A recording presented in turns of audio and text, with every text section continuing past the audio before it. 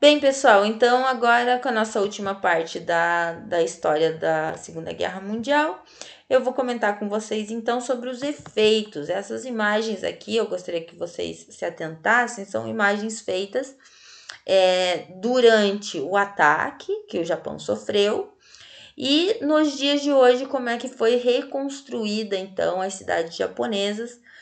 Essa foi uma reportagem que foi feita por um jornal do Paraná chamado Gazeta do Povo, e ele mostra o antes e o depois, né? Então, para vocês verem o poder de destruição que essas bombas atômicas, fora assim, né, que a gente fala sobre os prédios e tal que foram destruídos, as construções, os monumentos que foram destruídos, mas certamente o pior de uma bomba atômica é o seu efeito radioativo.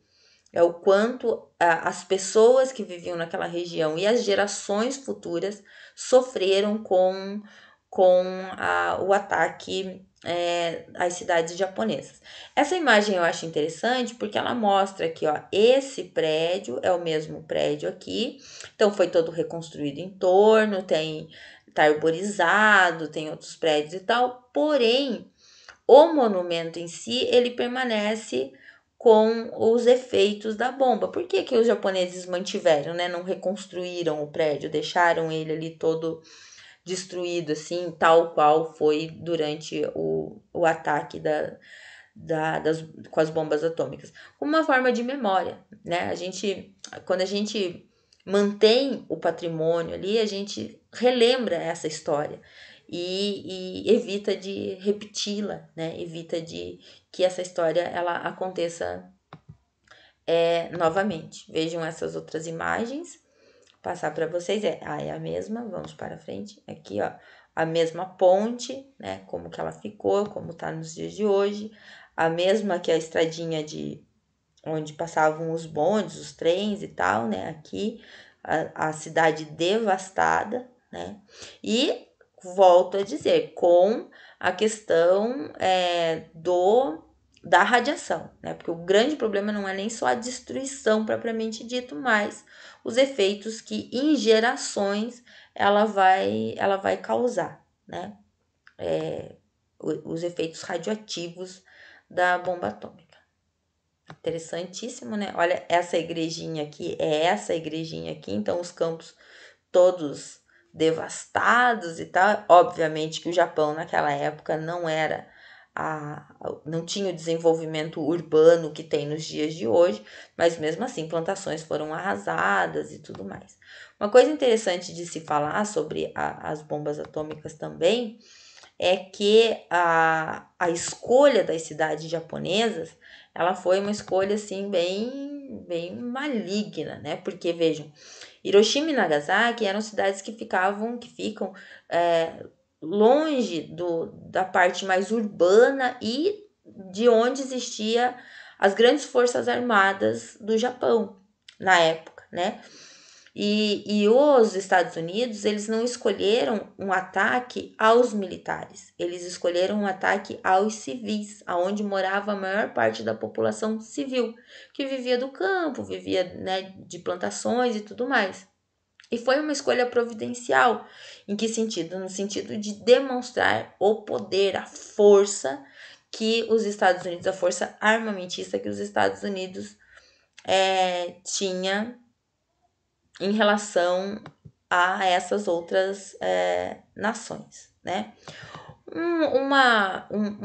Uma forma mais ou menos da gente entender quais são os efeitos radioativos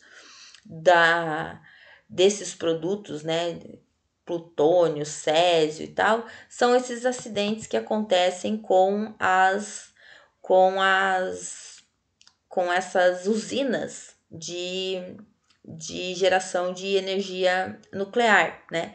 Essa imagem especial, ela é o acidente que aconteceu em Fukushima em 2006, 2007, se eu não me engano. Então, ela libera esse vapor radioativo que vai para a atmosfera e com os ventos e tudo mais, a radiação ela acaba atingindo uma área muito grande, né? Outro exemplo peraí, deixa eu mostrar. É essa daqui que ainda é Fukushima, ó.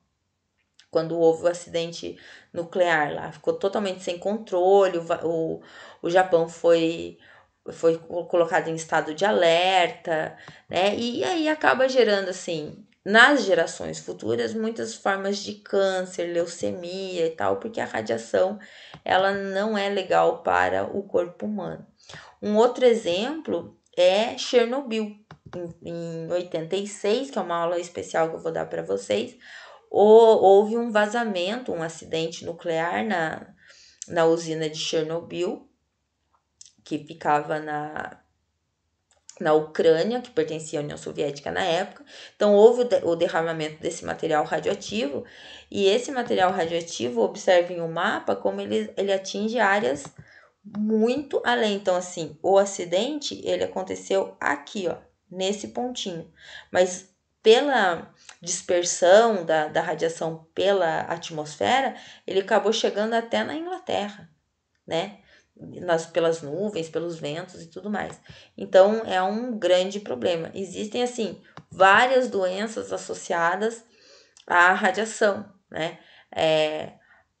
Cânceres de modo geral, assim, leucemia, câncer, tumores, né? E até alterações genéticas que vão causando com essa exposição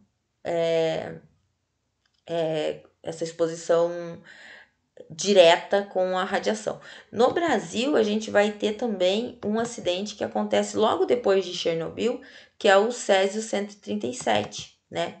Esse rapaz aqui, ele é um dos sobreviventes do Césio 137, que acontece em Goiânia. Vocês vejam que ele entrou em contato com o Césio, que é um material radioativo também, e ele perdeu parte dos dedos, criou aquele tumor ali e tal. Até hoje é uma vítima do Césio que luta para ter as indenizações e tudo mais por conta da irresponsabilidade desses acidentes, tá? Mas sobre o Césio e sobre Chernobyl, eu vou falar para vocês em uma aula especial, assim, específica, né, sobre isso. Bem, enfim, eu acho que deve estar faltando muitas questões aí, porque a história da guerra é uma história longa, uma história muito valiosa, assim, para a gente entender que não foi um evento do passado, que nazismo e formas de discriminação racial, elas podem voltar a acontecer, e por isso a gente precisa estar atento, né, na história. Mas eu acho que eu consegui mais ou menos tratar de algumas questões importantes com vocês. Espero que vocês tenham gostado da aula, né? Eu vou falar para vocês em breve sobre o fim da guerra e o início da Guerra Fria. E isso daí também tem algumas consequências diretamente relacionadas com a guerra. Eu também queria falar para vocês sobre o Tribunal de Nuremberg em especial, tá? Então eu vou abrir um capítulo especial sobre o Tribunal de Nuremberg, já emendando com a Guerra Fria. Joia, moçada? Então, obrigado por terem assistido até aqui. Vocês são muito queridos, assistam às aulas, assistam os filmes, procurem os livros. Muitos desses livros que eu indiquei aqui para vocês encontram em PDF na internet, fácil de baixar. Às vezes não é muito bom ler no celular, mas quando a gente não tem, né, na cidade que a gente mora não tem muita livraria, mas procurem a biblioteca da sua cidade. E, em geral, esses livros, eles são muito úteis, assim, para esclarecimento. Até mais do que filmes, né? Porque o livro, ele é muito mais valioso, tá bom? Então, um beijo para vocês. Espero que tenham gostado. Se inscrevam no canal e assistam os outros vídeos.